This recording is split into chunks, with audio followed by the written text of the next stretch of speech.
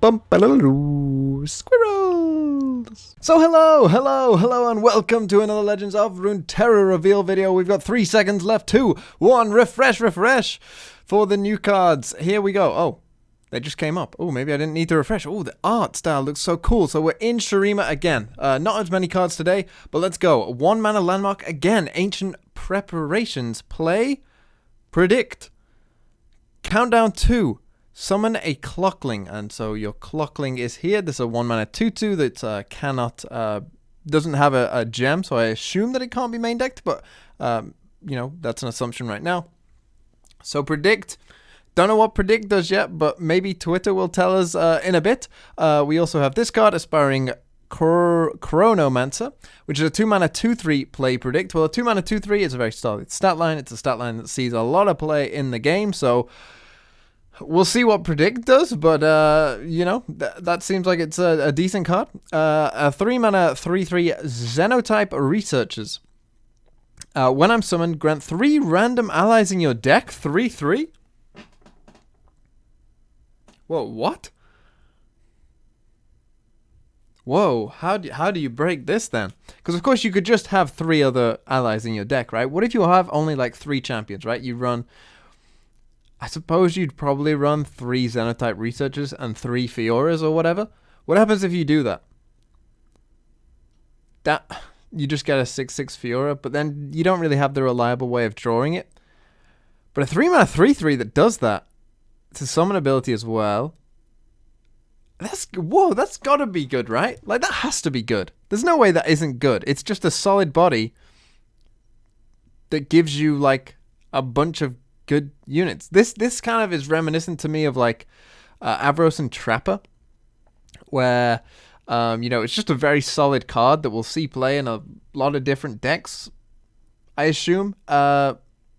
Particularly if you run a somewhat lower curve. This is an interesting card because there's going to be ways that, you know, you can actually build your deck around this card somewhat. But you might not need to either because it's just good enough to be good on its own, which is really, really interesting.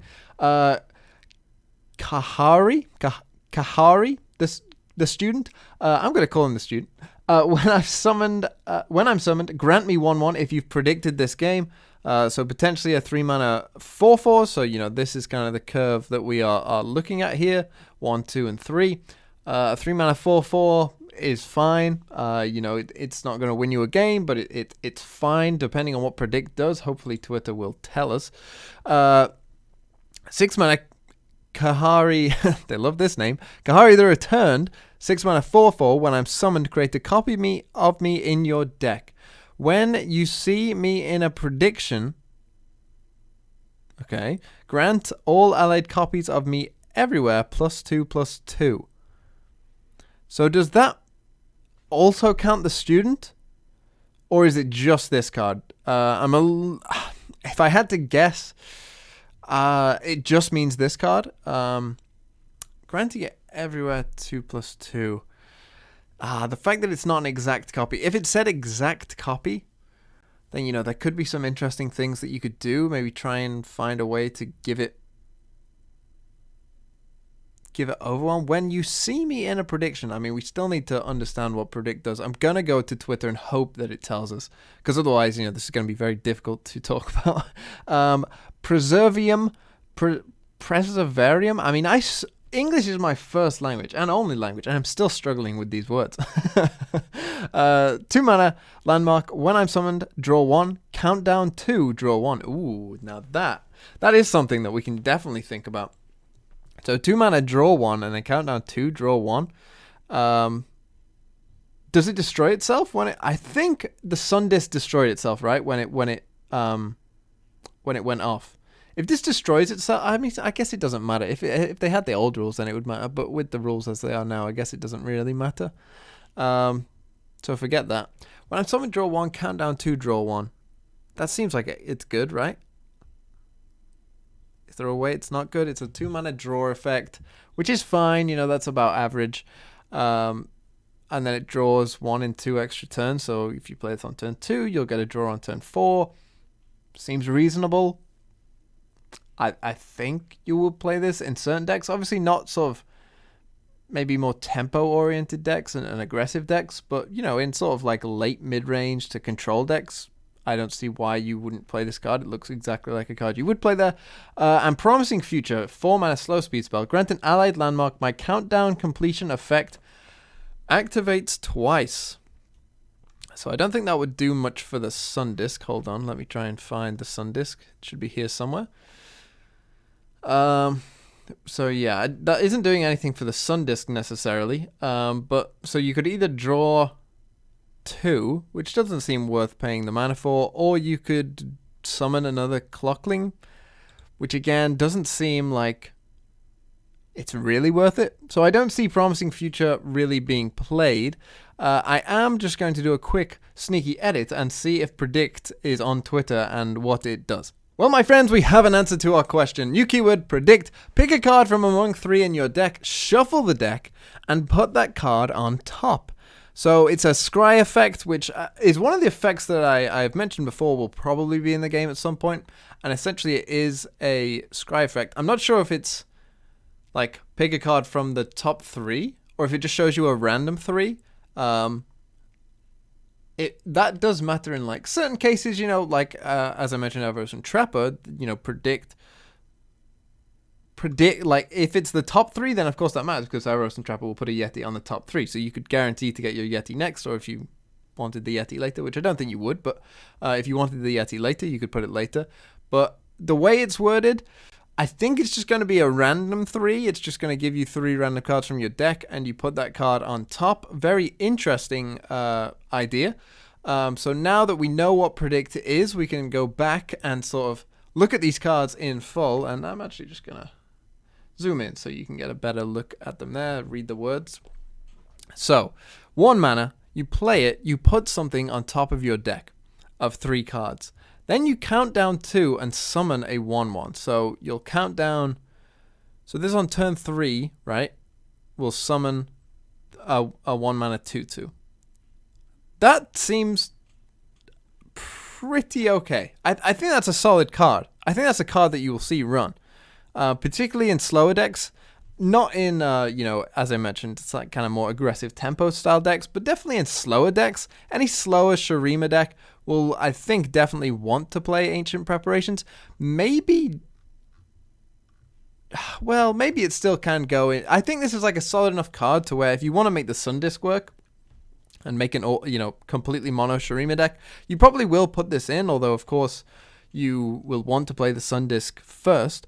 But I think that this is a strong enough effect to where, you know, if you're playing control, you want your late game cards, right? Because you know it's going to go to the late game. If you're playing aggro, you know you need your earlier cards to deal with the threats that they're going to put on the board. So it's a very, very flexible strategy, even though it doesn't actually, you know, necessarily give you a card or whatever. The fact that you can alter your draw is quite important and is quite a strong effect. So I kind of expect something like Ancient Preparations, given that, you know, the game is slow enough. Certain metas, this will be a bit too slow, and if it's an aggro meta, you know, maybe we won't see Ancient Preparations, but I think, you know, in most metas, you will see something like this, which could be very important. So a 2-mana 2/3 that fixes a draw. Interesting. 2-mana 2/3 that fixes a draw.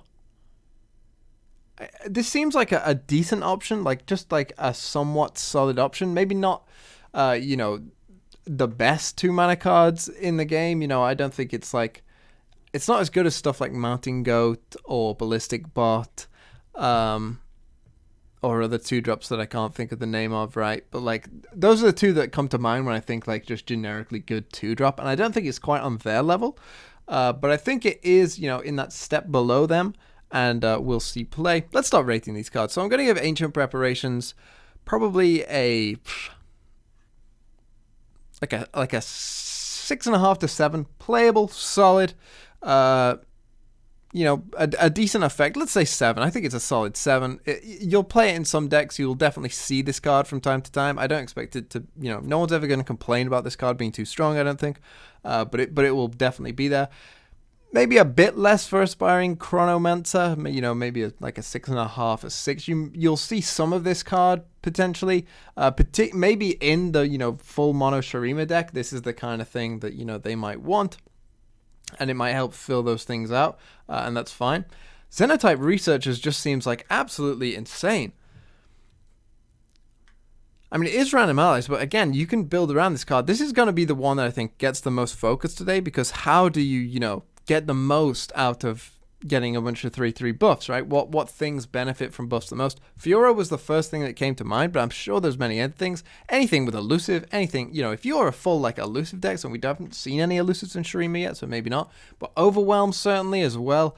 You know, there's plenty of things to be doing with that kind of effect. And we've already seen the vulnerable things as well, which can be quite good for an Overwhelm. So maybe we'll see some kind of either Freljord Shurima or Noxian Shurima Overwhelm deck that will play something like Xenotype Researchers, because, you know, giving your Overwhelms just a bunch of, like, 3/3 on a bunch of Overwhelms is really good. Like, that's really good. This is definitely a card that will see a lot of play. This is like a 9 out of 10. If not, yeah, let's say 9 out of 10. I'm not going to say 10 out of 10, but this is like a staple card, I think. I'm fairly sure it is, because it just gives you so much value on a good stat line as well. Very good card. Kahari the Student, again, will depend on if this counts for this, but I don't think it does. But so we'll go for just the Student card now. A 3-mana 4/4. I think the game has moved on somewhat from 3-mana 4/4s. You know, back in the day, Badger Bear was that. But I don't think that this will be a great card. You know, this is like a 5 out of 10. It's not terrible. It's not terrible, but it's not great. It might help you hold down the board or whatever.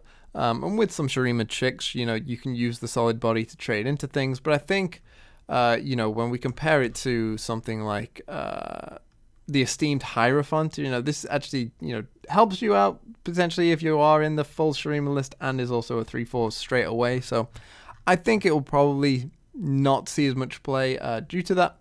Kahari the Returned has Fearsome as well. We should mention a 6-mana 4/4, so not great. And it is grant all allied copies of me everywhere. Allied copies. So does that mean that he doesn't get the buff on this one?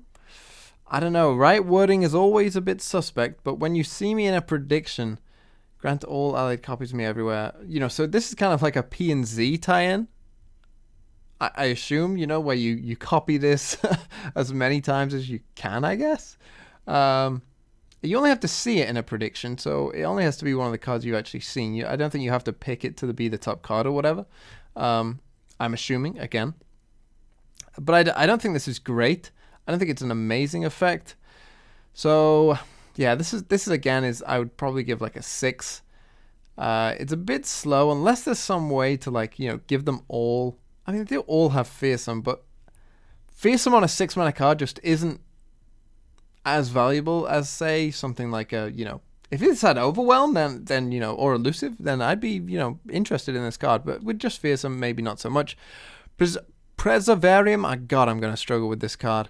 Solid card, just a very solid card, like an 8 out of 10, I think. Drawing 2 cards, it's just good. I mean, you know, could we see Shurima Twisted Fate? Probably, because, you know, just put Twisted Fate with anything and your deck gets better. So we definitely could see this, and in a Twisted Fate Shurima deck, that would be quite interesting as well. So yeah, just like a solid 8 out of 10. And Promising Future. Grant an allied landmark. Countdown completion effects activate twice.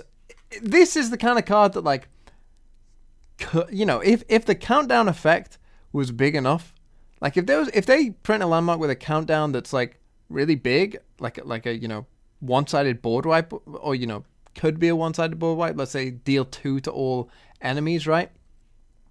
You know, if there was something like that then would deal 4, you know, maybe this is where, you know, we need some big effect, and I don't think drawing is there, and I definitely don't think that simply summoning a Clockling is there. So I'm going to say that this is probably the worst card, like a 3 or a 2 out of 10.